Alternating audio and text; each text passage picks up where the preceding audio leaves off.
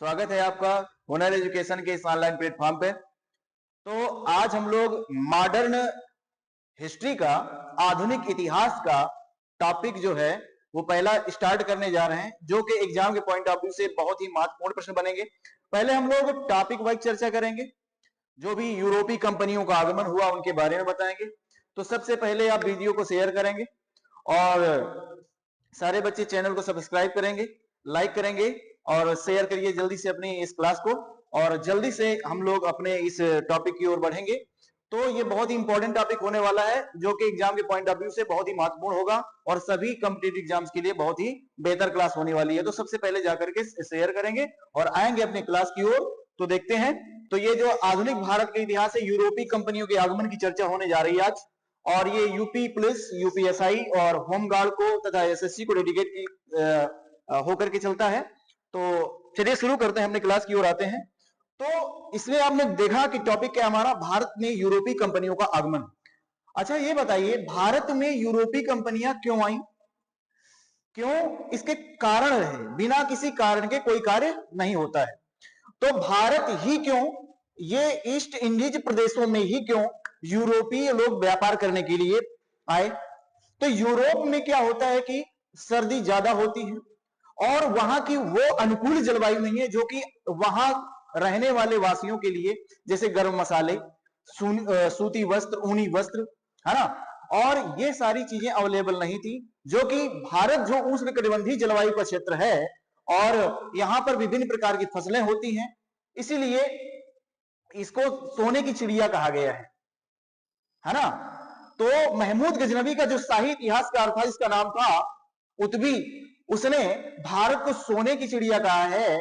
और किसने कहा है? अपनी पुस्तक तारीख ए यामनी किताब अल हिंद में भारत को सोने की चिड़िया का नाम दिया है। ये भारत की सोने की चिड़िया इसलिए नहीं था, लोग दूर दूर से, अन्य देशों से, अलग अलग प्रदेशों से, देशों से यहाँ पर अनेक ट्रेडर्स, व्यापारी व्यापार करने के लिए आते हैं। उसी को हम लोग आगे डिस्कस करने वाले हैं।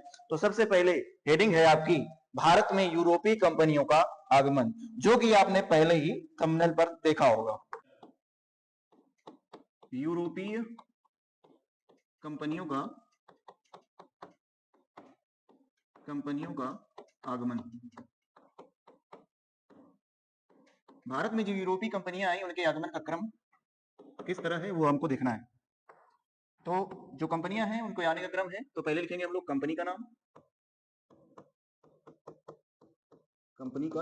नाम, दूसरा लिखेंगे कि उसकी स्थापना कब हुई, तीसरा लिखेंगे कि किस देश की वो कंपनी थी, चौथा लिखेंगे कि भारत में प्रथम फैक्ट्री की स्थापना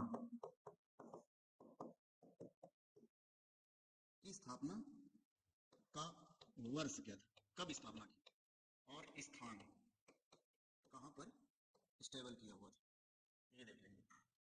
तो ये तो थे कंपनी और इसके संबंधित। देखिए अभी यहां से पहली जो कंपनी है, कंपनी का नाम ये था, इस तरह से तालिका बन जाएगी। पहले देखेंगे कंपनी का नाम है पुर्तगाली ईस्ट इंडिया कंपनी। किस देश स्थापना हुई? 1498 ईस्वी में। देश की कंपनी है, उसका नाम है पुर्तगाल। और प्रथम फैक्ट्री इन्होंने स्थापित किया था 1503 ईस्वी में। स्थापित किया था कहां पर? कोचीन में। ठीक है, अब इसी प्रकार से दूसरी कंपनी की ओर आते हैं। दूसरी कंपनी का नाम है अंग्रेजी ईस्ट इंडिया कंपनी। अंग्रेजी ईस्ट इंडिया कंपनी। और अंग्रेजी ईस्ट इंडिया कंपनी जो है स्थापित होती है सन 1599 ईस्वी में, स्टेबल लॉर्ड मेयर की अध्यक्षता में। तो 1599 ईस्वी को स्थापना हुई थी, लेकिन इसका जो नामकरण है ईस्ट इंडिया कंपनी 31 दिसंबर सन 1600 ईस्वी को हुआ है। लेकिन यह 80 शेयर धारकों के द्वारा स्टेबल की हुई कंपनी थी। इसका नाम था the governor and the company of merchants of the London trading into the east Indies, उस समय इसका नाम था। तब इस कंपनी की स्थापना हुई थी। ये कंपनी है, इसका नाम है, जिस देश की नाम कंपनी उसका नाम है इंग्लैंड, इंग्लैंड देश की कंपनी है। और क्या नाम है इसकी, जो पहली फैक्ट्री इन्होंने बनाया हुआ था, पहली कोठी लगाया हुआ था, वह लगाया हुआ था सन 1613 ईस्वी में। ये 1613 ईस्वी के पहले भी प्रश्न पूछा जाएगा कि 1608 ईस्वी में भी लगाया हुआ था, लेकिन वह जो 1608 ईस्वी में लगाया हुआ था, यहाँ पर समझ सकते हैं कि 1608 ईस्वी में लगाया हुआ था वह अस्थायी था, अस्थायी रूप से लगाया हुआ था। लेकिन स्थायी रूप से, स्थायी जो रूप से लगाया हुआ था, तो वह कहां पर लगाया था? स्थायी रूप से, ठीक है, स्थायी रूप से लगाया था। 1608 ईस्वी में सूरत में ही था, सूरत में था, लेकिन, और ये भी कहां पर है? ये सूरत में ही है। लेकिन 1608 ईस्वी में अस्थायी था, 1613 ईस्वी में स्थायी रूप से, बल्कि अंग्रेज 1611 ईस्वी में मसूलीपट्टनम में से पहले भी अपना फैक्ट्री डाल चुके हुए थे। इस बात को भी याद रखेंगे। तीसरी जो कंपनी है उसका नाम है Dutch east India company, Dutch east India, Dutch east India, Dutch east India company. और ये जो डच ईस्ट इंडिया कंपनी है, ये किस देश की कंपनी है और उस देश की कंपनी का नाम क्या है? डच ईस्ट इंडिया कंपनी है नीदरलैंड की, और इसकी स्थापना हुई थी सन 1602 ईस्वी में। किस देश की कंपनी है? नीदरलैंड, नीदरलैंड की कंपनी है। और ये इन्होंने अपनी फैक्ट्री कहां पर बनाया हुआ था और कब स्थापित किया था? और ये बनाया था ट्रांकेवार में, ट्रांकेवार में। और ये 1605 सॉरी, ये स्थापना का वर्ष होगा 1605, और जगह है ट्रांकेवार में बनाया हुआ, ट्रांकेवार में बनाया, ठीक है। तो अब अगली फैक्ट्री का नाम है, चौथी फैक्ट्री जो है, चौथी फैक्ट्री है जिसका नाम है Danish east India company, Danish east India company, Danish east India, Danish east India company. Danish east India company किस देश की कंपनी है? ये कब स्थापना हुई थी? 1616 ईस्वी में इसकी स्थापना हुई, और ये डेनमार्क की कंपनी है, डेनमार्क। और 1620 ईस्वी में अपनी फैक्ट्री इन्होंने लगाया भारत में, और ये लगाया हुआ था आपका, क्या नाम है ये इसका, देखिएगा, ये मसूलीपट्टनम होगा, मसूलीपट्टनम, ये लगाते हैं ट्रांकेवार में, ट्रांकेवार, ठीक है। इसके बाद पांचवी कंपनी है फ्रांसीसी ईस्ट इंडिया कंपनी, फ्रांसीसी east India company, east India company. और ये फ्रांसीसी ईस्ट इंडिया कंपनी जो स्थापना हुई सन 1664 ईस्वी में, और ये फ्रांस की कंपनी है, फ्रांस देश की कंपनी है।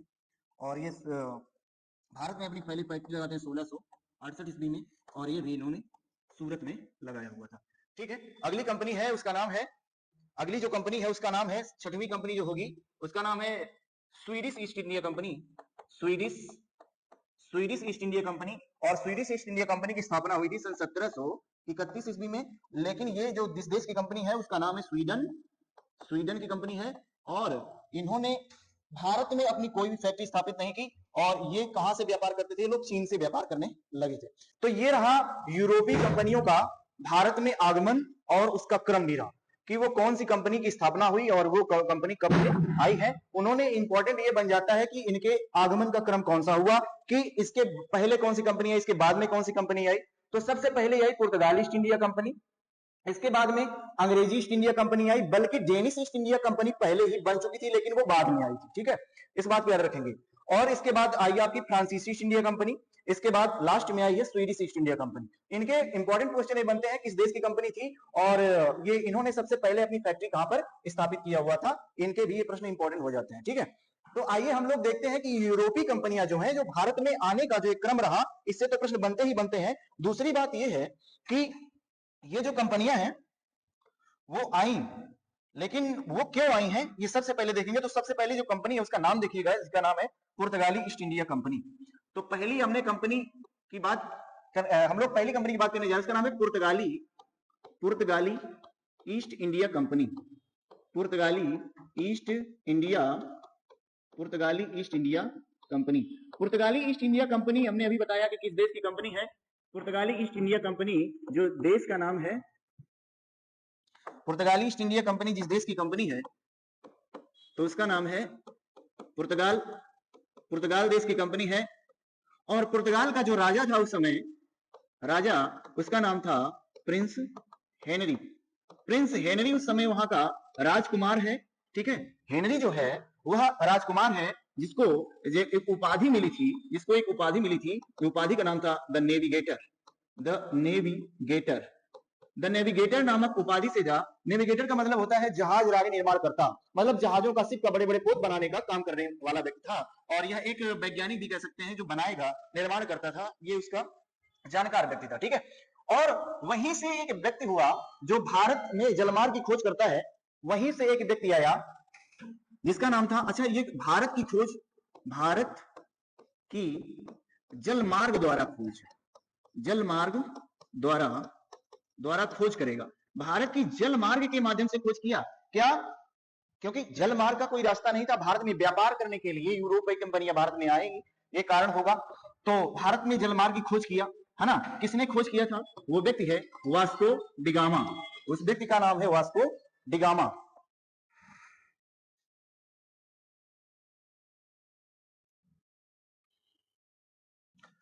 तो इस व्यक्ति का क्या नाम है? Vasco da Gama.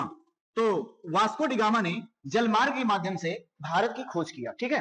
और देखिएगा कि पुर्तगाल से जो कंपनी आ रही है उसका नाम है पुर्तगाल ईस्ट इंडिया कंपनी। और पुर्तगाल की कंपनी है, वहां का जो उस समय राजा था प्रिंस हेनरी द नेविगेटर था। और भारत की जलमार्ग के माध्यम से खोज करता है कौन? Vasco da Gama. अब ये बात को समझना है कि जो इसके पहले भी आप ये देखें कि यूरोप में कई भी देश थे कि यूरोपीय कंपनी भारत में आने का कारण क्या था? कारण भारत आगमन का कारण क्या था कि भारत ये कंपनियां क्यों आ रही थी? तो यहां पर आप लिख सकते हैं कि यूरोपीय राजाओं का प्रोत्साहन,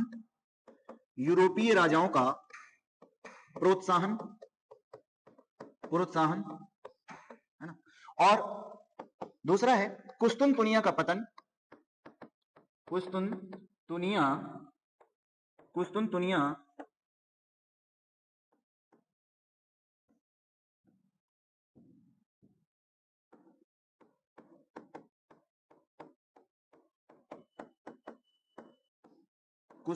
का पतन। यूरोप में आया पुनर्जागरण।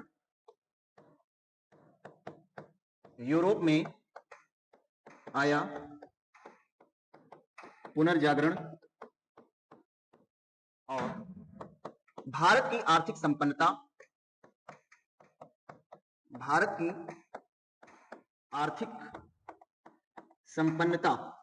आर्थिक रूप से बहुत ही संपन्न था। भारत में यूरोप में आया पुनर्जागरण, इसके कारण हुए। कुस्तुनतुनिया का पतन जो हुआ वह सन 1453 ईस्वी में कुस्तुनतुनिया पर तुर्कों ने अधिकार कर लिया और यूरोप से भारत आने के मार्ग को स्थगित कर दिया, रोक लगा दिया। कारण यही हुआ कि यूरोप के जितने भी ट्रेडर्स थे इस स्थल मार्ग के बजाय नए जलमार्ग की खोज करने में लग गए। इसीलिए यह जो व्यक्ति आएगा वहां से, जो सबसे पहला व्यक्ति चला, उसका नाम था बार्थोलोमा डियास। एक व्यक्ति है जिसका नाम है बार्थोलोमा डियास। इस व्यक्ति को समझिए जरा। तो 1400, ये समय है सन 1487 का समय है क्या? 1487 ईस्वी का समय है। और एक व्यक्ति आया जिसका नाम था बार्थोलोमा डियाज। जो बार्थोलोमा डियाज है यह कहां का रहने वाला है? ये पुर्तगाल का रहने वाला एक व्यक्ति है, एक नाविक है, जो 1483 ईस्वी में पुर्तगाल से चला। किसकी खोज करने के लिए चला था? ये खोज करने के लिए चला था बच्चे, ये खोज करने से चलता है इंडिया इंडिया की नहीं, इंडिया को लोग पहले जानते थे, अर्थात भारत को, हिंदुस्तान को, इंडिया को पहले लोग जानते थे। इनका व्यापार भी हुआ करता था भाई। ये क्यों चलता है? क्योंकि भारत पहुंचने के लिए जलमार्ग की खोज कर रहा है, क्योंकि स्थल मार्ग तो स्थगित हो चुका है ना, इसलिए यह जलमार्ग के माध्यम से भारत को जाने की खोज कर रहा है। लेकिन यह असफल रहा। ये क्या रहा? आप बता दीजिए। लेकिन असफल रहा। असफल क्यों रहा? असफल होने का कारण यह है कि आप लोग देखेंगे असफल क्यों रहा है और क्यों भारत नहीं पहुंच पाया। इसके भी कई कारण हैं, इसको देखने का प्रयास करेंगे हम थोड़ा सा माइंड मैप के माध्यम से। तो यहां पर देखेंगे कि ये जो बनेगा इधर आपका, ये जो है ये यूरोप है, ठीक है, और ये है अफ्रीका, अफ्रीका कॉन्टिनेंट, अफ्रीका महाद्वीप, और इधर ही लाल सागर और भूमध्य सागर है इधर, ये भूमध्य सागर हो जाएगा मेडिटेरियन सी, ठीक है, और ये हो जाएगा लाल सागर, और इधर से ही जुड़ा हुआ आपका यूरोप, यूएई जिसको बोलते हैं, अरब संयुक्त अरब अमीरात, फारस की खाड़ी, इस तरह से होते हुए भारत जो जाने का माध्यम होगा वह इस तरह से यहां पर भारत की स्थिति होगी, ठीक है, ये होगा भारत। तो भारत के मार्ग को स्थल, जो स्थल से आते थे, यहीं पर पड़ता है कुस्तुनतुनिया, कुस्तुनतुनिया, ये यूरोप का ही है, यूरोप और एशिया के बीच एक मार्ग था, बॉर्डर शेयर करता था। तो ये जो मार्ग था आने का, ये जो मार्ग था आने का, इस पर तो रोक लगा दिया भारत स्थल मार्ग से। तो अब इनको, अब अर्थात ये पुर्तगाल वासियों को, पुर्तगाल के लोगों को या यूरोप के ट्रेडर्स को, व्यापारियों को भारत आने के नए मार्ग की खोज करना पड़ेगा। तो यहीं से चलेगा, जिसका नाम होगा कौन, बार्थोलोमा डियाज। कहां पर पहुंचता है ये व्यक्ति, पहुंचता है ये व्यक्ति, ये क्या है, दक्षिण अफ्रीका, और दक्षिण अफ्रीका में एक केप पर पहुंचता है जिसका नाम होगा Cape of Good Hope, Cape of Good Hope. Cape of Good Hope को और किस नाम से जाना गया, इसे उत्तमासा अंतरीप भी कहते हैं, उत्तमासा अंतरीप, उत्तमासा अंतरीप, या इसने इसका नाम दिया था तूफानी अंतरीप, तूफानी अंतरीप नाम दिया, तूफानी अंतरीप नाम दिया, उत्तमासा अंतरीप नाम दिया। इसने, किसने खोजा है इसको, तो आप अभी बताएं। ये खोजकर्ता जो है उसका नाम है बार्थोलोमा डियाज। ये जो व्यक्ति है बार्थोलोमा डियाज खोजता है, बार्थोलोमा डियाज नामक व्यक्ति ने इसकी खोज किया था। और कब किया था, बोलेंगे 1487 और 88 ईस्वी में यहां तक पहुंच जाता है। कहां का रहने वाला है, पुर्तगाल का रहने वाला है, और केप ऑफ गुड होप की खोज करता है, जो मेडागास्कर के पास में, यहीं पर देखेंगे कि जो ये है, इसका नाम है मेडागास्कर, इसी के पास में जो है दक्षिण अफ्रीका के पास से होते हुए आगे बढ़ेगा, और ये आगे बढ़ते हुए कहां पर जाएगा, यहां पर आएगा, और ये है क्या, यही है आपका क्या, कोचीन, यही है आपका कोचीन, जिसको हम कह सकते हैं, ये क्या था, कोची, और यहीं पर था क्या, कालीकट, कालीकट था, और कालीकट का जो बंदरगाह था, बंदरगाह को हम क्या कह सकते हैं, पत्तन या डकयार्ड, है ना, जिसका नाम था, पत्तन का नाम था, कालीकट के बंदरगाह जो है पत्तन है, उसका नाम है कंपक डाबू, कंपक डाबू नामक बंदरगाह पर अपने जहाजी बेड़ा पर उतारेगा। कौन उतारेगा, ये तो यहीं से वापस हो गया था बार्थोलोमा डियाज। हमने अभी बताया था कि पिछली स्लाइड में कि इसको असफलता मिल गई, ये असफल रहा क्योंकि ये आगे के मार्ग को नहीं जान पाया। दूसरा व्यक्ति ये जानता है, ये जो दूसरा रास्ता होगा, ये तो पहला रास्ता था, और दूसरा जो व्यक्ति रास्ता बनाएगा उसका नाम होगा वास्को डिगामा। इस बात को याद रखेंगे कि जो दूसरा व्यक्ति चलता है, ये दूसरा व्यक्ति इसी मार्ग के सहारे होते हुए अब ये जाएगा, और ये व्यक्ति पहुंचता है, ना कि वो दूसरा व्यक्ति पहुंचता था, ये व्यक्ति है, ये किसका मार्ग है, ये मार्ग है वास्को डिगामा का, ये है वास्को डिगामा।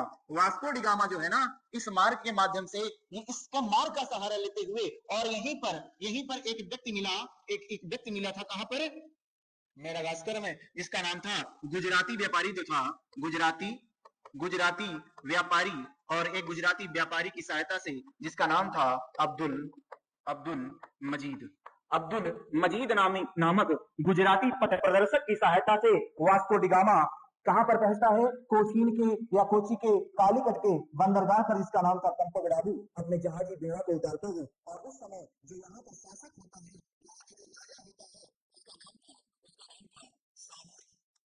सामूरी वहां का राजा है, लेकिन जिसकी पैतृक उपाधि है, जिसकी पैतृक उपाधि थी, वह पैतृक उपाधि है इसकी क्या, जमूरी, पैतृक उपाधि है वह है जमूरी। जमूरी में क्या किया है, जमूरी में वास्को डिगामा का स्वागत किया, क्या किया, स्वागत किया है, देखेंगे वास्को डिगामा का स्वागत किया है।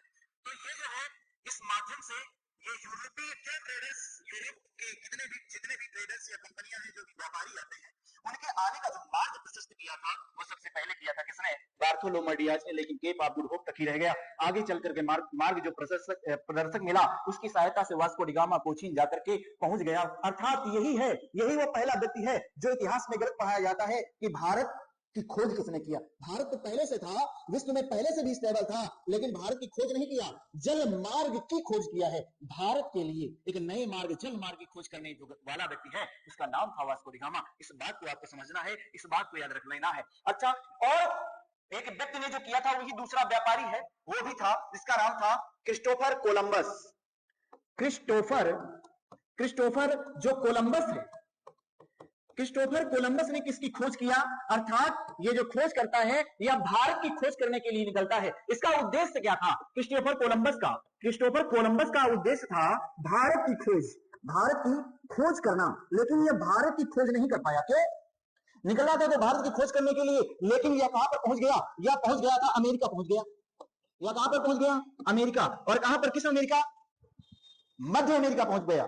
और किसकी खोज किया इसने? अमेरिका में इसने किया था वेस्ट इंडीज की खोज। वेस्ट इंडीज खोजा और वेस्ट इंडीज को कहा गया, इसीलिए उसने कहा मैं इंडीज पहुंच गया हूं, लेकिन कौन सा? West Indies. वे ईस्ट में नहीं पहुंचा, लेकिन खोज करने के लिए किसके निकला था? ईस्ट इंडिया की। कहां पर पहुंच गया?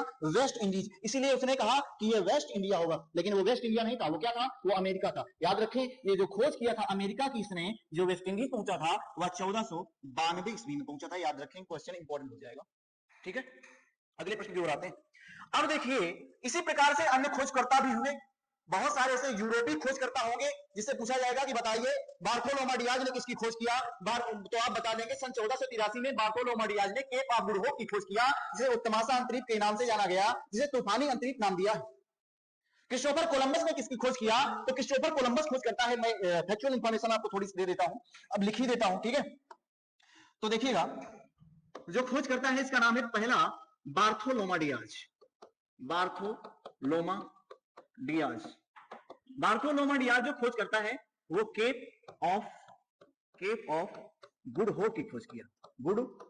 केप ऑफ गुड होप, जिसे ही तूफानी अंतरीप भी नाम देता है। तूफानी अंतरीप या उत्तमासा अंतरीप, याद रखेंगे, है ना? हर चीज में लिखता ही नहीं रहूंगा, आप लोग थोड़ा सा ध्यान में रखिएगा। फिर व्यक्ति आया कौन? Vasco D gamma. और जो वास्को डी गामा ने खोज किया है, वास्को डी गामा किसकी खोज करेगा? जल मार्ग से भारत की खोज करेगा। किससे? जल मार्ग के माध्यम से, मतलब जल के मार्ग रास्ता निकालेगा। एक व्यक्ति होगा तस्मान जो व्यक्ति है वो कहां का रहने वाला है? याद रखेंगे, तस्मान जो व्यक्ति है वो कहां का रहने वाला है और किसकी खोज करेगा, इस बात को भी नोट करते रहेंगे, ठीक है? तस्मान न्यूजीलैंड की खोज करता है। किसकी? न्यूजीलैंड, ठीक है, याद रखेंगे। अच्छा, वो एक और था क्रिस्टोफर कोलंबस। तो क्रिस्टोफर कोलंबस किसकी खोज करता है? क्रिस्टोफर कोलंबस, तो बोलेंगे अमेरिका की खोज किया, याद रखें, ठीक है? तो ये रहे आपके, इसके समकक्ष में और भी थोड़ा सा हम लोग जानकारी लेते हैं कि अभी जो हमने बताया था आपको पिछली स्लाइड में, क्या बताया था कि ये लोग भारत में क्यों आना चाहते हैं, इसके कारण भी हमने बताया। यूरोपीय में राजाओं को जो प्रोत्साहन मिल गया था, तो उस समय यूरोप के जो राजा थे अलग अलग थे। जैसे इंग्लैंड के राजा नहीं थे उस समय, रानी थी। और जो इंग्लैंड की रानी, जो अंग्रेजी ईस्ट इंडिया कंपनी आती है, इंग्लैंड की रानी रहती है एलिजाबेथ टेलर प्रथम ने 1600 के चार्टर के माध्यम से ईस्ट इंडिया कंपनी को परमिशन दे दिया कि आप 15 वर्षों तक ईस्ट इंडीज प्रदेशों में व्यापार कर सकते हैं।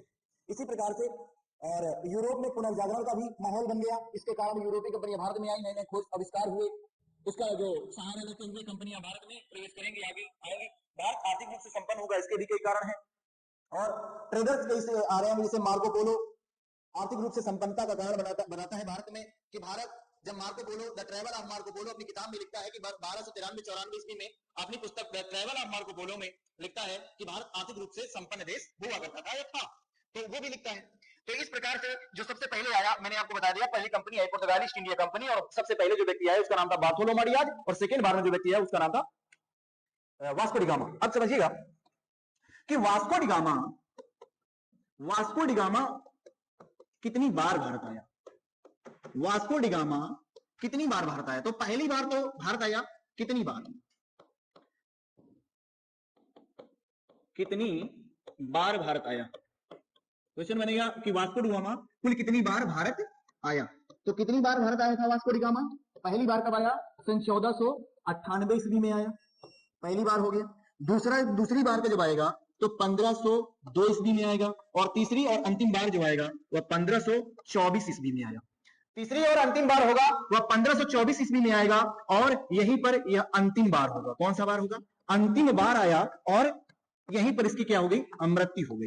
और तो क्वेश्चन पूछता है कि बताइए कि वास्को डी गामा अंतिम बार जब आया भारत में तो उसकी कब्र कहां है? तो वास्को डी गामा की कब्र, वास्को डी गामा की कब्र कहां पर है? वास्को डी गामा की कब्र कोचीन में है, कोचीन में, याद रखेंगे, कोचीन में है। ठीक है, ये बात। अब थोड़ा सा आगे हम लोग बात करते हैं कि ये लोग सबसे पहले जब आए और भी इन्होंने कौन कौन से कार्य करे, कौन से काम करवाए, और कौन कौन से ऐसे शासक जो है वो आते हैं भारत में गवर्नर बनकर के आए। ठीक है, शासक नहीं, कौन आएगा? गवर्नर होंगे, क्योंकि ये लोग शासन करने के लिए गवर्नर भेजते थे। यहाँ की जो कंपनी थी पुर्तगाली ईस्ट इंडिया कंपनी, गवर्नर्स भेजती थी। तो सबसे पहले यूरोप पुर्तगाली गवर्नर, तो देखिएगा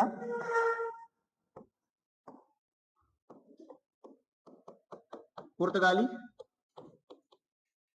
गवर्नर, पुर्तगाली गवर्नर वो कौन कौन से तो भारत में आए हैं और उन्होंने रूल किया हुआ है। पहला है Francisco de Almeida,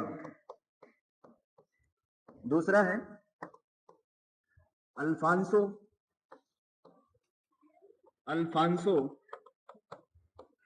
D Albuquerque, Alfonso de Albuquerque, और तीसरा है Nuno da Cunha, Nuno da Cunha. Time period भी पूछ लेता है तो याद रखेंगे, ये है 1505 से 1505 टू 1509 एडी या ईस्वी। फिर ये 1509 से 1519, और इधर है 1529 से 1538। टाइम पीरियड याद रखेंगे, जो 29 से 38 का है। इस बीच 19 से 29 तक क्या हुआ? कौन कोई भी गवर्नर बन करके नहीं आया। कारण ये था कि यूरोप में कुछ धार्मिक हलचल थी, धार्मिक युद्ध चल रहे थे। इसी यही कारण था कि पुर्तगाली कंपनी का कोई भी गवर्नर सन 1519 से 1529 तक नहीं आया। अब हम लोग बात करने वाले हैं, या ये क्लास थोड़ा सा और भी ज्यादा लंबी हो जाएगी, इसलिए नेक्स्ट क्लास में आपको इन गवर्नर्स एंड इनके एग्जाम के पॉइंट ऑफ व्यू से बनने वाले प्रश्न की ओर चर्चा करेंगे हम लोग। तब तक के लिए आप लोग इसको देखिएगा, और चैनल पर नए हैं तो सब्सक्राइब करेंगे। सबसे पहले तो ये चैनल भी नया है, इसलिए जितने भी होंगे लोग सब्सक्राइब करेंगे, लाइक करेंगे और शेयर करेंगे। इस क्लास को बताएंगे कमेंट में क्लास कैसी लगी, और इसके भी बनने वाले प्रश्न जो कि आपके एग्जाम के पॉइंट ऑफ व्यू से बहुत ही महत्वपूर्ण रहेंगे, तो वो हम एमसीक्यूज के माध्यम से नेक्स्ट क्लास में आपको प्रोवाइड करेंगे। तब तक के लिए जय हिंद, जय भारत, थैंक यू।